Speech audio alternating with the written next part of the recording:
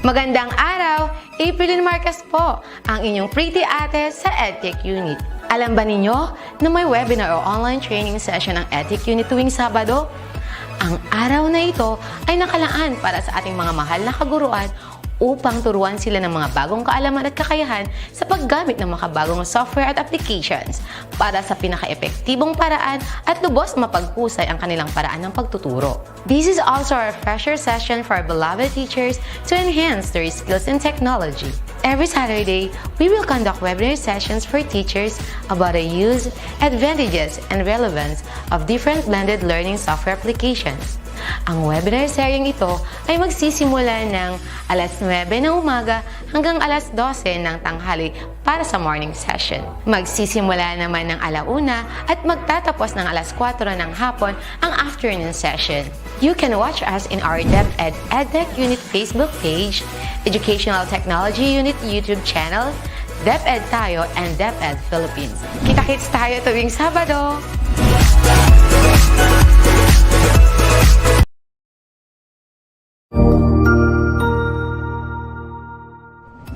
Magandang araw! Sir Wilbur po, at your service. Narito ang ETUlay upang gabayan ka sa inyong pag-aaral upang lubos na maunawaan ang iba't ibang paksa o subject.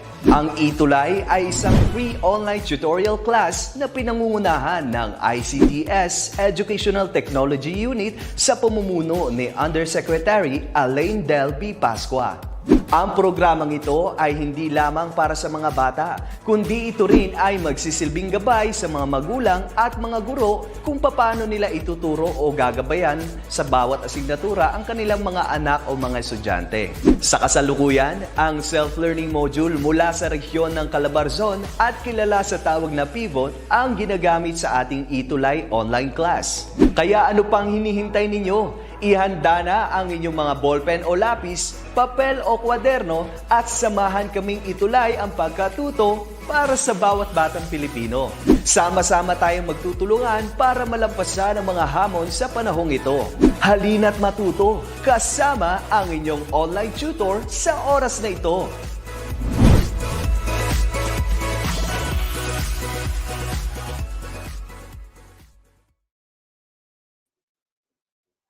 Isang magandang hapon sa inyong lahat. Ako ang inyong makakasama para sa ating Math 4 ETUlay tutorial session. Tayo ngayon ay nasa week 7 to week 8 na po ng ating third quarter para po sa MELT program ng Department of Education. Kaya sa ating mga mag-aaral ng grade 4, siguraduhin hawak na ninyo ang inyong mga lapis o ballpen, papel o kwaderno, at ang inyong ginagamit na self-learning module dahil kayo ay aking gagabayan para sa inyong week 7 to 8 lesson. Kaya, makinig na ng mabuti, hindi ako gagamit ng presentasyon sapagkat may kinalaman ito sa pagsosolve at kinakailangan kong i-demonstrate sa inyo kung paano ito makikita. Pero bago muna yon, gamitin natin ang mga nakasulat sa aking whiteboard. Ayan.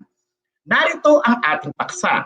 Importante na alam natin ang ibig sabihin ng perimeter. Pag sinabi nating perimeter mga bata, ay kinukuha natin ang sukat o yung gilid ng isang shape. Ang mga shape na ating gagamitin ay ang triangle, square, rectangle, parallelogram, at ng isang trapezoid. Mahalaga na alam natin ang mga shapes na ito. May kinalaman dito ang ating gagawin.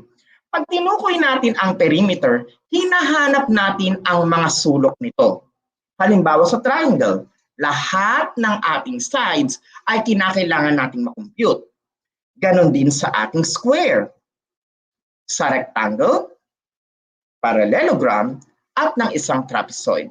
Para lubos na ito ay inyong maintindihan, hawakan na ang inyong mga ballpen o lapis at ang inyong papel para kayo ay aking gabayan. Simulan natin sa pagsasolve ng perimeter para sa triangle. Nais kong gumuhit kayo ng isang tatsulok o triangle. For example, we have an isosceles triangle like this.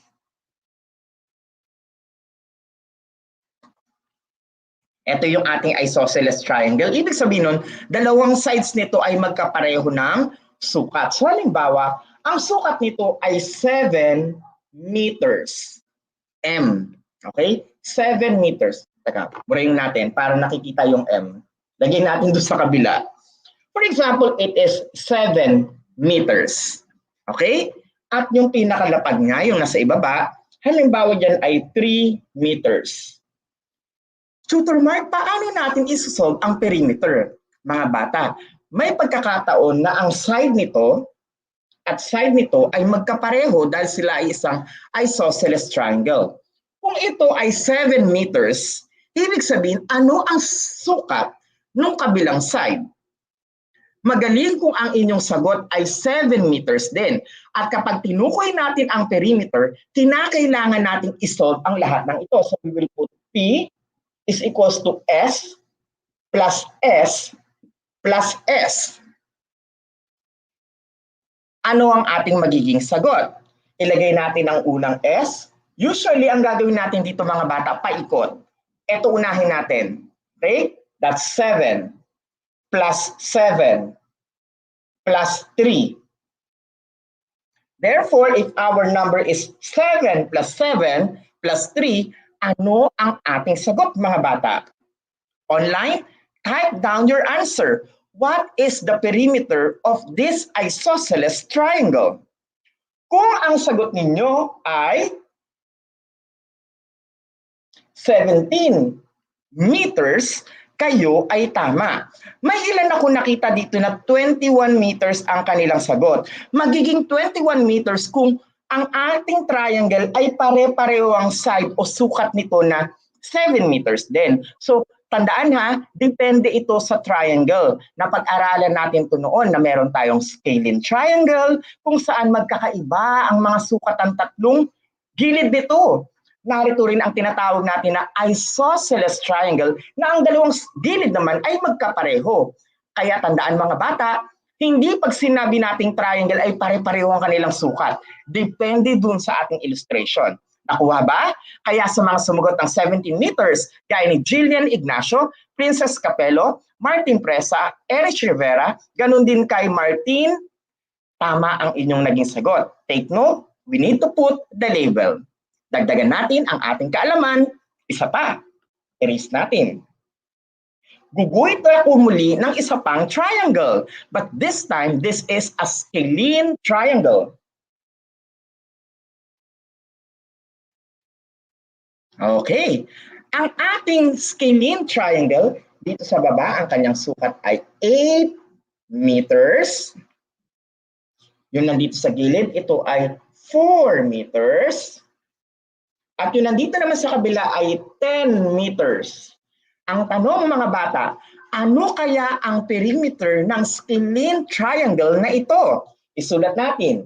P is equals to S plus S plus S. Let's solve it. Umpisahan natin dito sa side na ito. That's 4. Dagdagan natin ng isa pang side. That's 10. At yung nasa ibaba, which is 8. Let's add them all together. 4 plus 10 plus 8.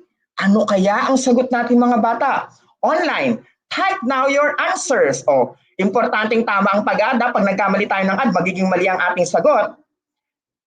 Ang sagot nyo ba ay 22 meters? Pareho ba tayo?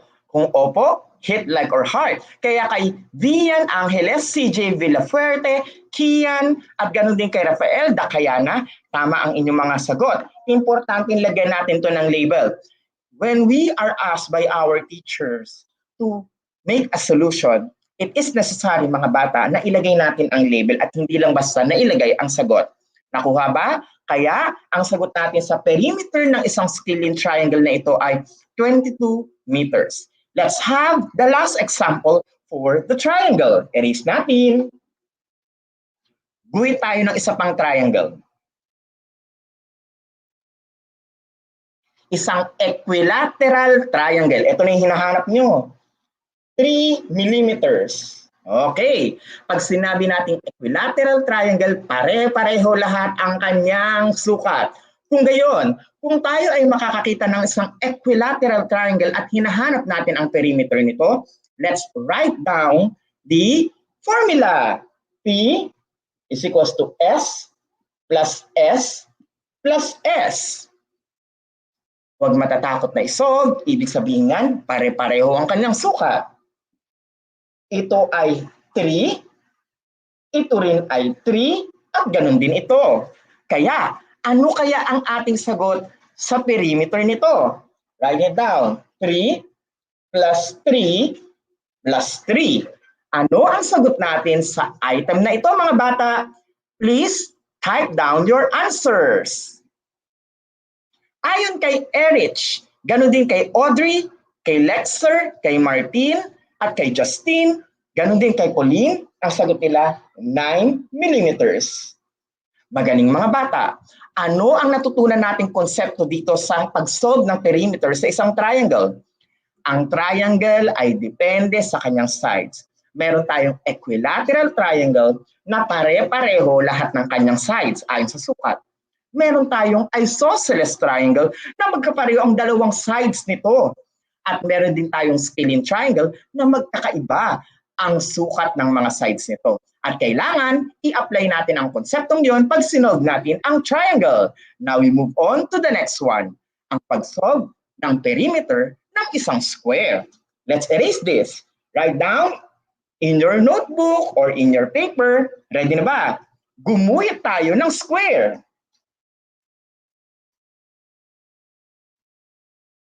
Obviously, ang square ay may pantay-pantay na sides, mga bata. Ibig sabihin nun, hindi na natin kailangan problemahin pa kung ano ang gilid nito dahil kapag sinabing square, pare-pareho ang sides. So, for example, I place here 3.2. 3.2 inches. Kung 3.2 inches ang aking sukat sa square na ito, ang gagawin lang lamang natin dito ay gagamitin ang formula na P is equals to 4S. I-multiply natin sa 4 yung sides nito na 3.2 na parang in-add.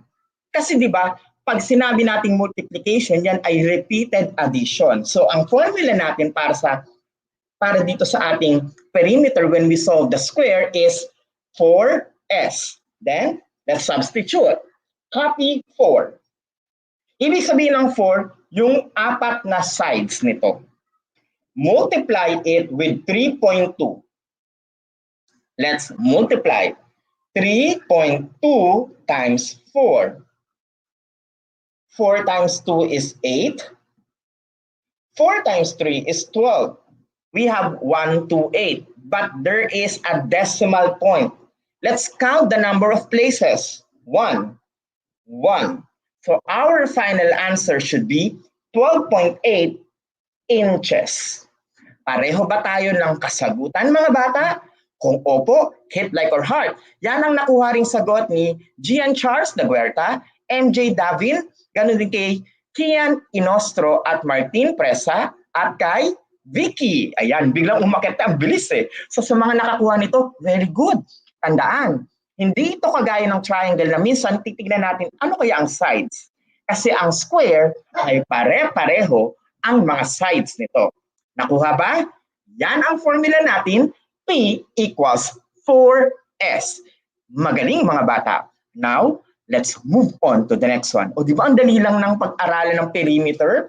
Kung meron tayong formula para sa triangle na S plus S plus S, meron tayo para sa square na 4S, meron din tayo kapag rectangle. So, erase natin to ha. Let's solve for a rectangle. Yan. Magdodrawing ako ng rectangle.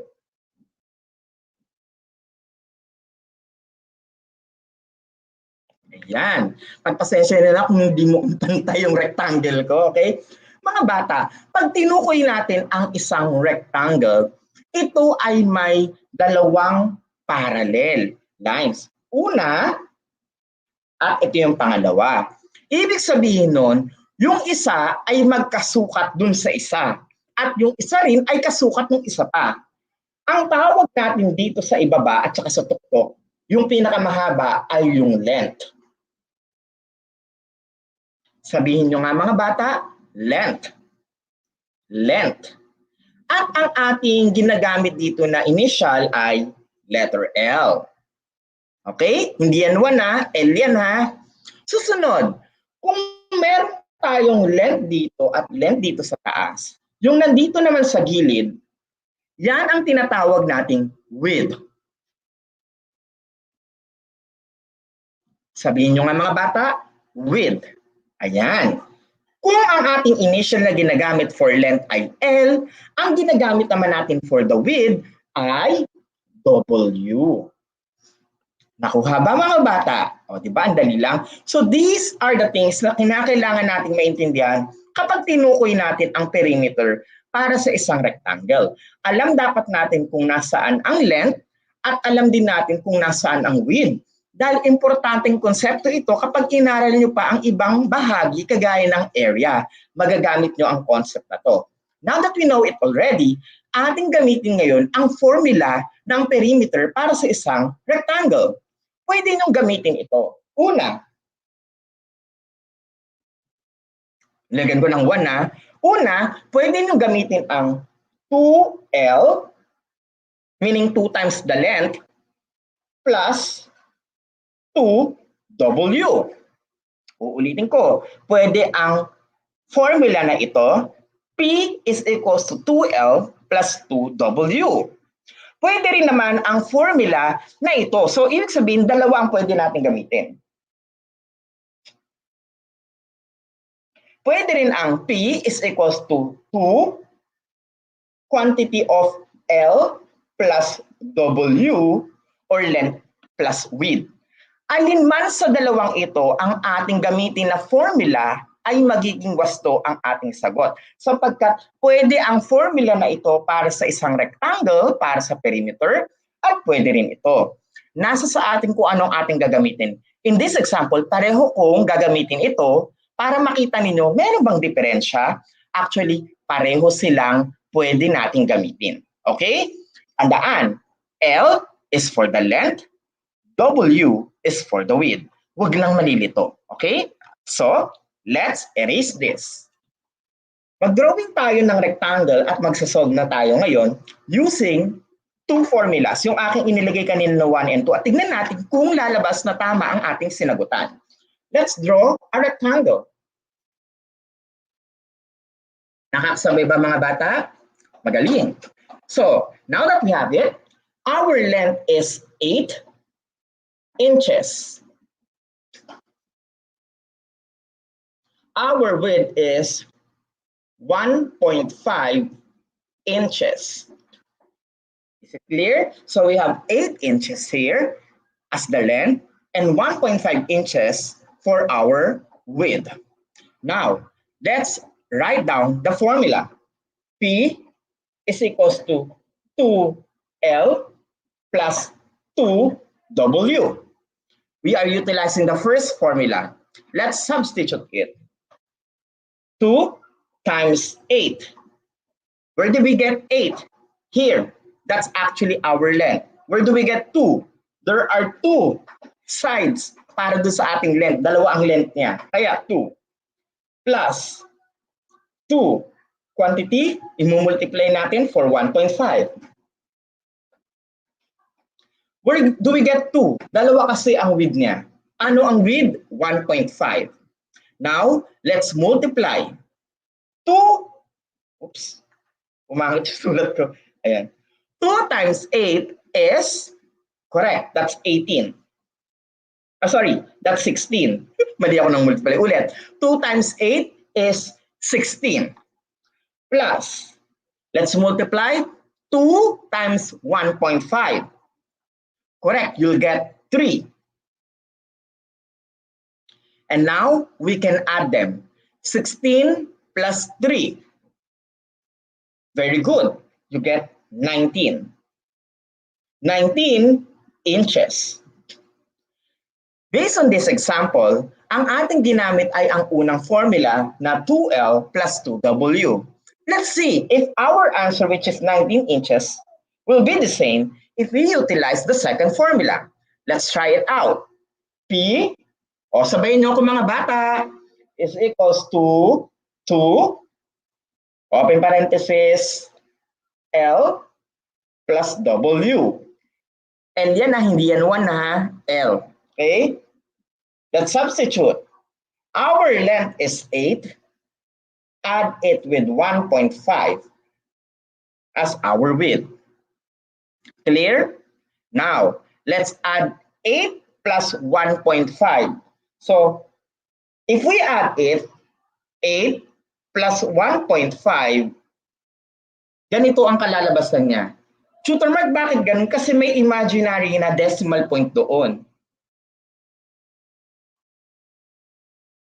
So we have 5 only here, and 8 plus 1 is 9. Again, Tutor Mark, bakit ganun? Hindi mo inusog doon yung 8. Kasi kapag whole number, meron pa rin siyang decimal point na sa dulo. At ang kasunod niya, puro 0 na. Okay? Therefore, imaginary, lagyan na rin natin. But the answer is 9.5. So it put here 9.5. If we multiply 2 times 9.5, let us see if we get 19. Erase muna natin to dito para meron tayong scratch. O try natin mga bata ha. I-multiply natin ang 9.5 sa 2. 2 times 5 is 10. Carry 1. 2 times 9 is 18. Plus 1. Correct. 19. So we have 190. Count the number of decimal places. 1. 1. Automatic yung 19.0 ay 19 na rin. Therefore, our answer is also 19 inches. May pinagkaiba ba? Wala. It's the same. Therefore, sa mga sumagot ng 19 inches, kagaya ni Mika Venturaza, Timothy Joseph Martinez, kay Kia Lontok, ganun din kay Kyle Nirasol, thank you dahil nakuha ninyo ang aking ipinapaliwanag. Please remember, anuman ang formula na ating gamitin, yung 2L plus 2W o yung 2 quantity L plus W ay pareho lang yon. Because in essence, this kind of formula is in a distributive property. Dinidistribute kasi niya yung 2. Kaya mga bata, ang sagot, 19 inches. Tandaan, ang formula natin para sa isang rectangle ay 2L plus 2W. O, try natin ngayon. Magbibigay ako ng isa pang example. Let's solve it. Kayo ang bahala kung anong formula ang gagamitin ninyo. Ang sabi ko nga, based on my paliwanag or my explanation, 2L plus 2W is the same as 2 quantity of L plus W. Nakuha? Okay. Erase na natin. Let's solve for another item para sa rectangle. Let's have this number. For example, I have here 7.5 centimeters. Next, we have 1.3 centimeters. Let us solve this item. Ready mga bata? Tandaan, anuman ang formula na inyong gamitin ay pareho lang po yun. Let's solve. Write down P is equals to 2L plus 2W. Ang ginamit ko yung first formula. 2 times 7.5 plus 2 times 1.3. Magsa-scratch muna ako sa baba. 7.5 times 2. Let's solve it. 2 times 5 is 10. Carry 1. 2 times 7 is 14. Plus 1, we get 15. Count the number of decimal places. 1, 1. Therefore, it's 15 only. Kasi parang wala na tong zerong to. Kaya ginanong ko na. 15 lang ito. Next, 1.3 times 2. 2 times 3 is 6, while 2 times 1 is 2. Count the number of decimal places. 1, 1. So our answer here for the next side is 2.6. Let's put it here. So we have 15 plus 2.6. Clear? Now, let's add them together. Wala na akong scratch. Erase ko na to. Add natin ha. Yan. 15 plus 2.6. Again, bakit ganon? Kasi kapag whole number, meron siyang imaginary na decimal point sa dulo. So, it is 6 here. Put the decimal point. 5 plus 2 is 7. Then put 1. So, our answer is 17.6 centimeters. If your answer is 17.6 centimeters, very good. You got it right. However, if ever your teacher has an additional set of directions na ibinigay sa inyo, for example, sinabi ni teacher nyo, round off your answer in a whole number. Ulitin ko, sinabi ni teacher, round your answers to a whole number. So kapag sinabi natin whole number, mawawala yung decimal point mo. Kaya kapag naging whole number ngayon, ang tinanong ni teacher, aalalahanin natin yung natutunan ninyo before doon sa pag-round off ng isang number. Kapag 43210, hindi ka nag-a-add ng 1. Pero pag 6789, nag-a-add ka ng 1. Round it off to the whole number. What is the next digit? 6. Ibig sabihin, malaki. Magpa-plus 1 ka. Therefore, if your teacher says, round it off in a whole number, your answer is 18 centimeters. Clear, mga bata? So, alin man sa dalawa ay pwede nating maging sagot. Pwede ang 17.6 centimeters kung hindi pinapa-round off ng inyong teacher. Pero kapag sinabi ng teacher ninyo na round it off to a whole number, pwedeng yan na maging sagot. Kaya sasabi ni Martin Presa, pwede po ang 17.6 centimeters or 18 centimeters. I hope nakuha ninyo yung mga bata because there are instances that your teacher will ask you more additional directions or additional questions. Bukod sa nasolve na ninyo, pwedeng sabihin niya na round it off. At kapag sinabi niyang round it off, susundin natin. Sayang din yun. Baka mamaya 3 points ang ibigay ni teacher, naging 2 points ka lang kasi hindi mo nabigay yung round off. O, di ba? May mga ganong pagkakataon. So I hope with what you have learned in our rectangle ay makatulong sa inyo. Nakuha ba mga bata?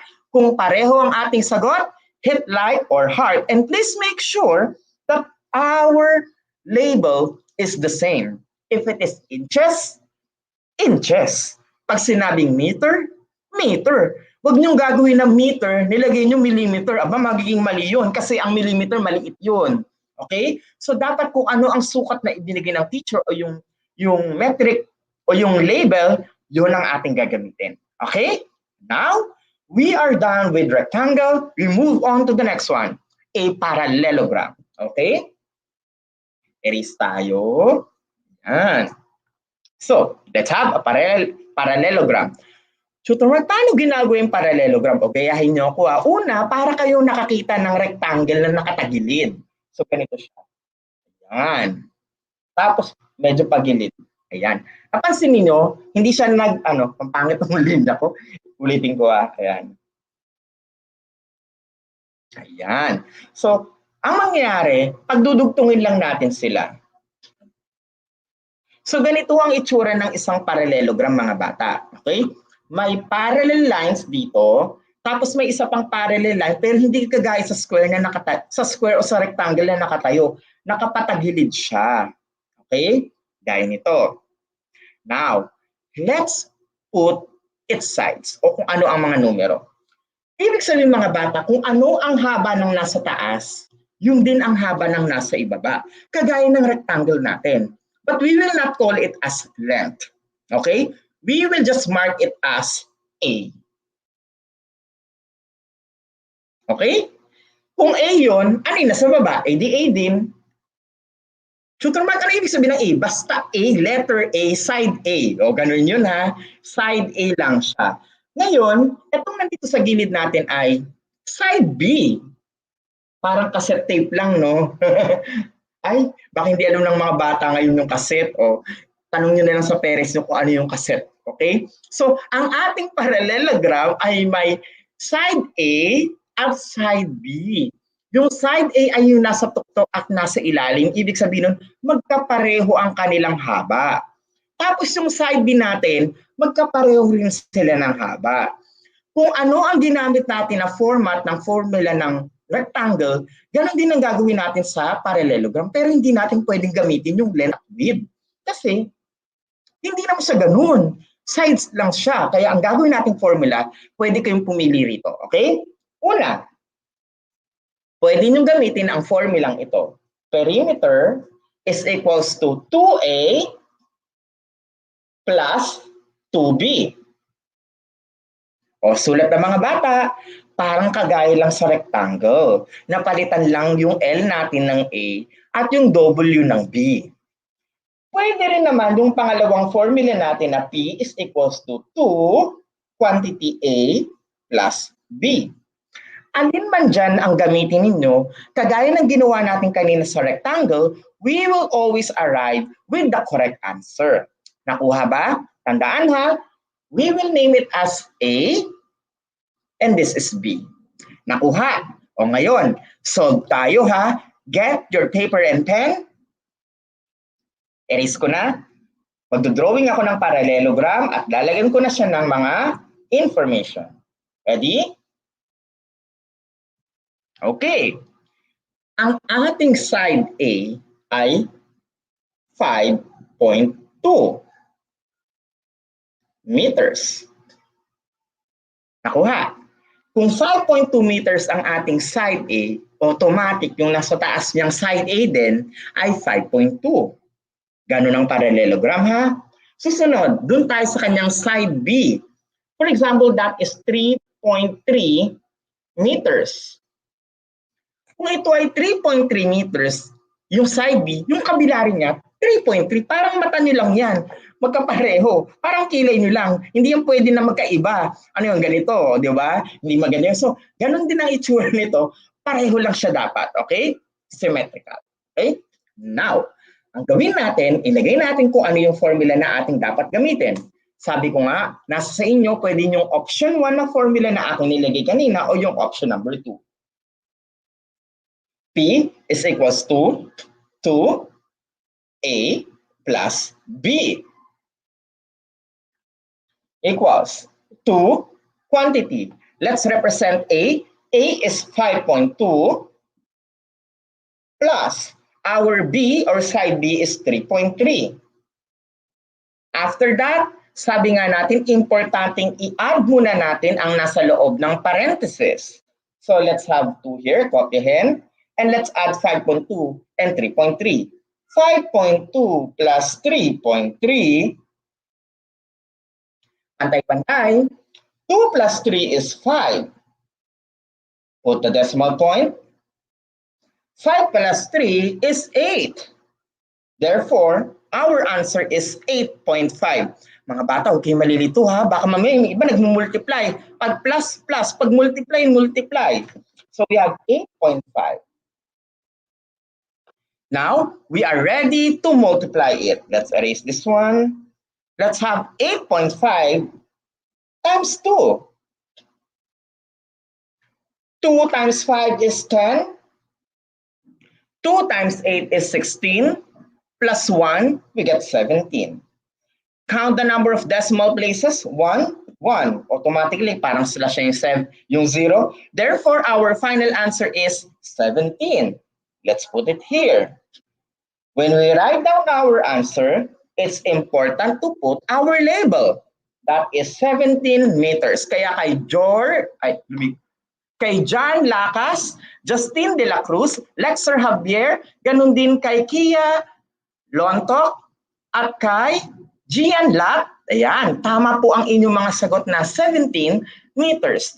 I hope nakuha ninyo ang konsepto kapag tinukoy natin ang parallelogram. Kagaya rin ito ng ating rectangle kanina, meron na nga lang yung length at width.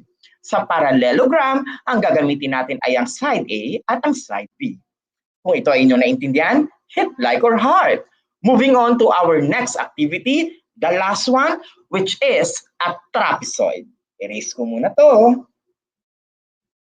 Ang trapezoid ay isang klase ng quadrilateral na isa lang ang parallel side. At ganito siya ginagawa, para siyang Toblerone. So pwedeng ganito ang kanyang drawing. Dalawa ang parallel side niya, ayan, ito, tsaka ito. Pero yung gilid niya, ay hindi parallel. So para siyang plateau, di ba? Ayan. Okay, para siyang bundok na naging flat yung tuktok. Pwede rin tayo makakita ng inverted. Trapezoid pa rin ang tawag natin dito. Kung magmumukha siyang isang parang bangka. Ayan. Okay? So, mga bata, importante na alam natin ang itsura ng isang trapezoid. At kung titignan natin, Tutor Mike, paano ang trapezoid? Parallel yung isang side. Kung parallel yung isang side, isa lang ibig sabihin nun. Yung nandito sa gilid, magkapareho ng sukat. Kung ito ay 5, ibig sabihin, 5 din yun. Nakuha ba? Kung ito ay 1, 1 din yun. Ganyan ang trapezoid. Nakuha ba mga bata? Kaya kapag yung teacher ninyo, binigyan lang kayo ng isang number, dapat alam ninyo na yung gilid, 5 din yun. Okay? Next, hindi naman pwede magkapareho ang sukat nung tuktok nito at saka yung ibaba. Siyempre mas maiksi ito. Kaya ang makakakita kayo ng mga examples ng teacher ninyo, tatlo yung numbers na naibibigay pag ganito. Halimbawa, erase ko na itong nasa ilalim ha. Halimbawa, inilagay dito ay 5 meters. Tapos dito, 15 meters. Tapos nandito, 7 meters. Nakuha ba? Ibig sabihin yan mga bata, kapag nakakita tayo ng ganyang item, huwag ninyo sasabihin sa teacher niya, Ma'am, sir, mali yung item na binigay ninyo. Actually, tama yun.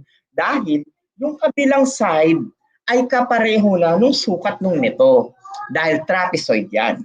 Nakuha ba? So, online, are you now ready to solve? If yes, then let's solve it. Ang gagawin niyo lamang ay ganito.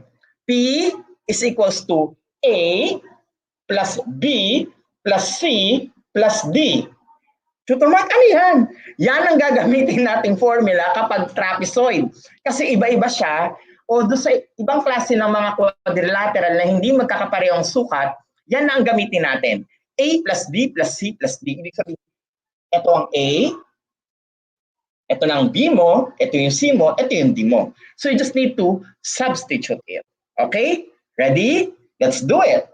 A is 5 plus B is 7 plus RC is also 5. Tutor Mark, bakit 5? Eh yung kabila niya 5 nga eh. Okay? Plus our D is 15. Para hindi kayo malito, pag nagsosolve kayo ng trapezoid, parang gagawin natin lagi, paano kayo mag-drawing ng pabilog? So, ganun lagi ang tingin natin. Pabilog.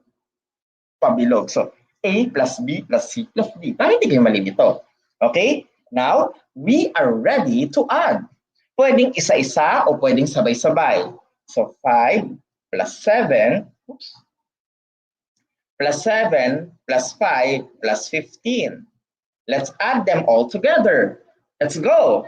5 plus 7 is 12. 12 plus 5 is 17. 17 plus 5 is, add na, 17. 18, 19, 20, 21, 22. So we have 22. Carry 2. 2 plus nothing plus 1. 2 plus 1, you get? Ilan yan? Correct. It's 3. Therefore, our final answer, if we compute for the perimeter of this trapezoid, we get 32. 32 meters. Pareho ba tayo na naging sagot? Sabi ni Malu, Chaka, Mika Bernardo, Lexer Javier at Cal Mirasol, they got it correctly. Nakuha nila daw ang 32 meters. O di ba ang dali lang? Sa ating ginawa ngayon, tandaan, ang trapezoid, kung ano ang nasa gilid, kapareho yung, kaya kapag hindi kayo nakakita ng isang number doon, huwag kayong para magiging bato na, ay, paano ko siya isusolve? Masusolve yung kasi kapareho lang siya ng number. Para lang doon sa width at sa length natin kanina. Importante na alam nyo ang concept so you can solve it correctly. Down to our last example for the day para sa isang trapezoid. Okay?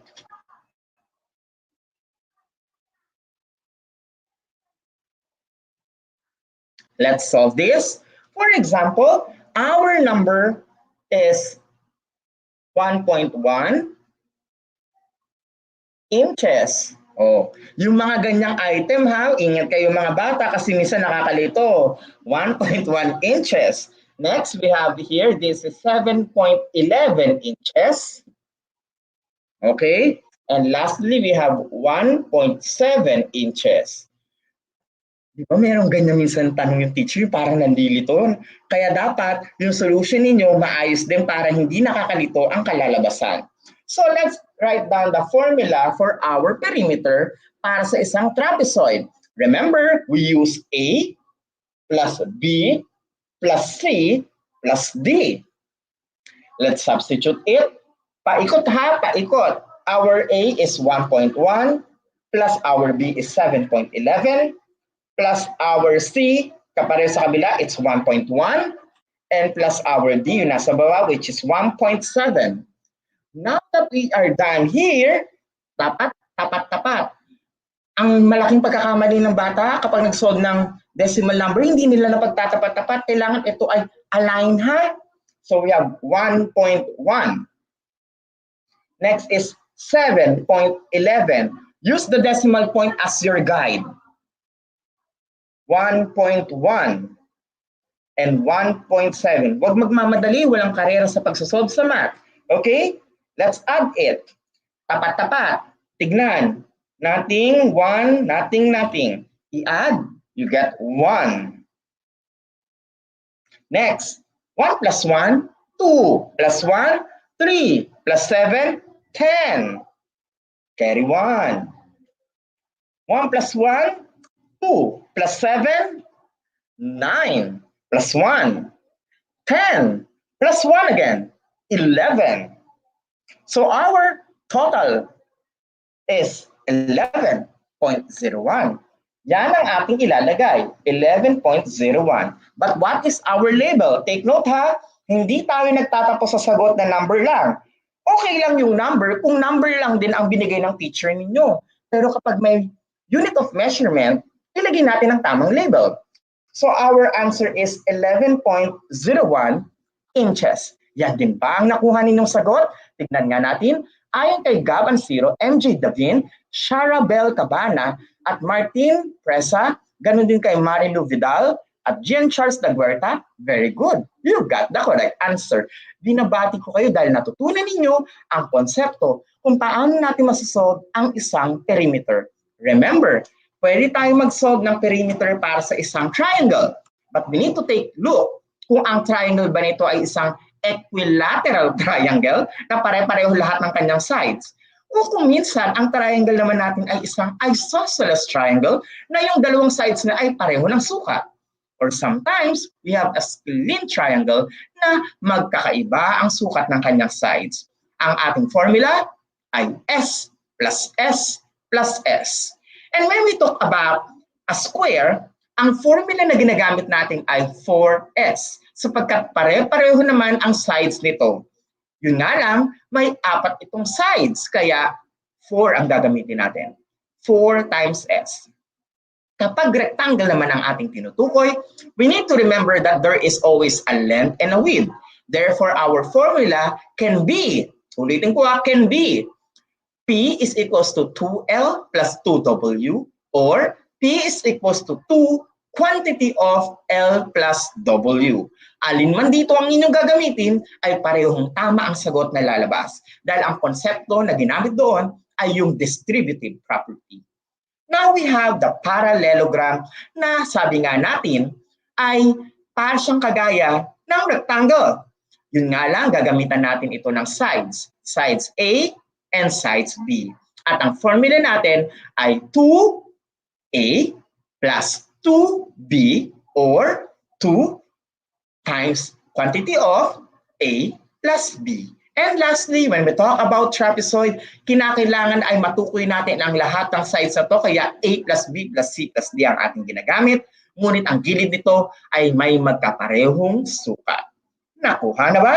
Kung opo, yan ang kabuuan ng ating aralin para sa third quarter dito po sa grade 4. Sana ay marami kayong natutunan at hindi na kayo takot sa math dahil magkikita-kita tayo next week. Fourth quarter na at kayo pa rin ay aking sasamahan para maintindihan at mahalin natin ang math. Muli, ako si Tutor Mark. Kita-kits tayo next week. Paalam!